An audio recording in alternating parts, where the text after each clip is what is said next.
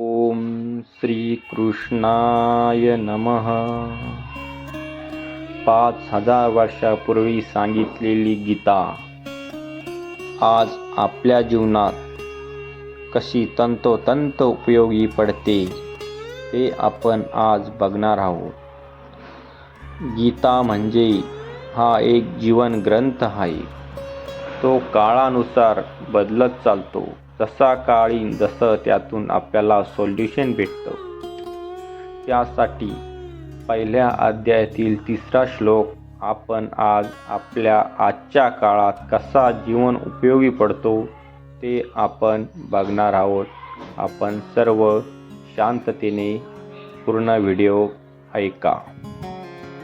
श्लोक असा की पश्यन्ते पांडुपुत्राणामाचार्य महती च मुं युडद्रुपदपुत्रेण तव शिष्येन धीमता.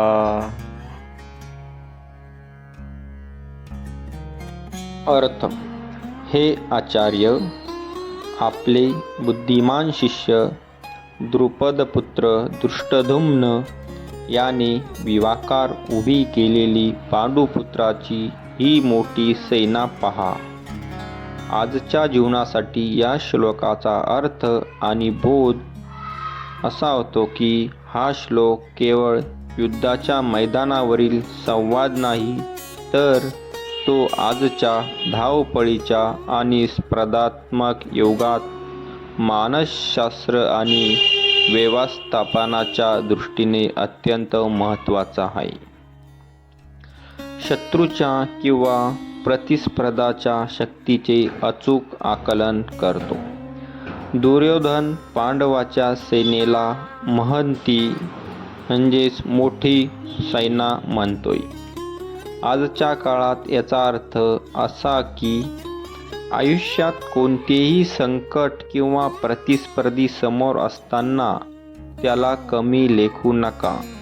आपल्या आव्हानाचे वास्तववादी आकलन करणे ही यशाची पहिली पायरी आहे.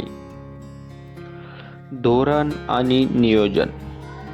या श्लोकात युढा म्हणजे व्यूहरचना हा शब्द महत्त्वाचा आहे. पांडवाकडे सैन्य कमी असूनही त्यांनी योग्य प्लॅनिंग केले होते.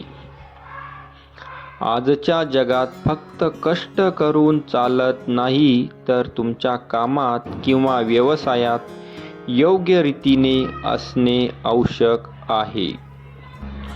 गुणवत्तेचा आदर. दृष्टद्युम्न हा द्रोणाचार्याचा शिष्य होता, पण तो आता शत्रूच्या बाजूने लढत होता.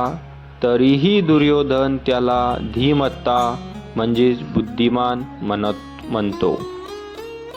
जीवनात तुमचा विरोधक जरी असला तरी त्याच्यातील कौशल्याचा आणि बुद्धिमत्तेचा आदर करायला शिका. हे आपल्याला स्वतःला अधिक सतर्क राहण्यास मदत करते. भीती आणि असुरक्षितता. दुर्योधन द्रोणाचार्यांना हे मुद्दाम सांगत आहे कारण त्याला मनात भीती आहे. जेव्हा आपण असुरक्षित असतो तेव्हा आपण इतरांच्या चुका काढतो किंवा त्यांना चिथावणी देतो. हा श्लोक आपल्याला शिकवतो की कठीण प्रसंगात स्वतःचा आत्मविश्वास ढळू देऊ नका, अन्यथा तुम्ही दुर्योधनाप्रमाणे गोंधळलेले राहाल. थोडक्यात सांगायचे तर आजच्या जगात यशस्वी व्हायचे असेल तर तुमच्याकडे पांडवासारखे नियोजन असावे आणि तुमच्या शत्रूच्या किंवा संकटाच्या ताकदीचे दुर्योधनासारखे सूक्ष्म निरीक्षण असावे, पण त्यांच्यासारखा अहंकार किंवा भीती नसावी. हे या अध्यायातून आपल्याला शिकायचे आहे. जय श्री कृष्ण.